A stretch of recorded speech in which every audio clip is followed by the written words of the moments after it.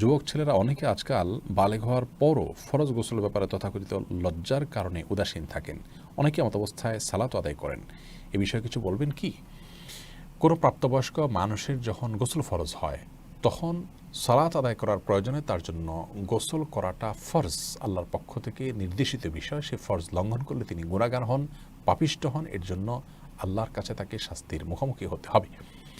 অতএব যদি আপনি এমন কোনো পরিবেশে থাকেন, এমন কোনো সিচুয়েশনে থাকেন যেখানে আপনি গোসল করতে গেলে, আপনার ফরজ গোসল করতে গেলে অন্যরা টের পেয়ে যাবে যে আপনার গোসল ফরজ হয়েছে, সেজন্য আপনি হয়তো লজ্জা বোধ করছেন, আপনার মধ্যে জড়তা কাজ করছে, মনে রাখবেন এই লজ্জা এবং এই জড়তা এটা শয়তান সৃষ্টি করছে আপনাকে আল্লাহর নির্দেশ থেকে দূরে সরাবার জন্য। এই জড়তা এটা ঈমানের অঙ্গ নয়, এটা বরং কুফরির অঙ্গ। যে লজ্জার কারণে আপনি ভালো কাজ করতে পারেন না, যে লজ্জার কারণে আপনি আল্লাহর নির্দেশের পথে চলতে পারেন না, যে লজ্জার কারণে আপনি গুনাহ থেকে বেঁচে থাকতে পারেন না, সেই লজ্জা কুফরির অঙ্গ। আর পক্ষান্তরে যে লজ্জার কারণে আপনি গুনাহের কাজে যেতে পারেন না, পাপের কাজে যেতে আপনার ভিতরে জড়তা তৈরি হয়, আপনি বিব্রত বোধ করেন, আপনার ভিতরে লজ্জা কাজ করে, তাহলে সেই লজ্জা প্রশংসিত এবং সেটাই ঈমানের। হাদিসে যে লজ্জাকে ঈমানের বলা হয়েছে সেটা হলো এই লজ্জা। অতএব এখানে লজ্জা এটা শয়তান আমাদের ভিতরে সৃষ্টি করে লজ্জাশীলতাটাকে, বিধায়টাকে আমাদের জয় করতে হবে।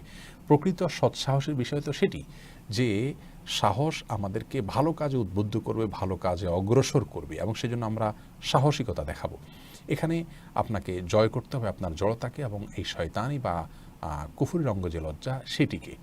বিধায় আপনি কোথাও আছেন, সেখানে গোসল করলে অন্যরা জেনে যাবে, জানো সমস্যা কি? এখানে সাহস করে আপনি আল্লাহর বিধান পালন করা, এটাই হলো প্রকৃত সৎসাহস। আল্লাহ তাআলা আমাদেরকে তার নির্দেশের পথে চলার জন্য যে পরিমাণ ঈমানী শক্তি প্রয়োজন, যে পরিমাণ সৎসাহসের প্রয়োজন, সেই সৎসাহসিকতা প্রদর্শন করার তৌফিক দান করুন।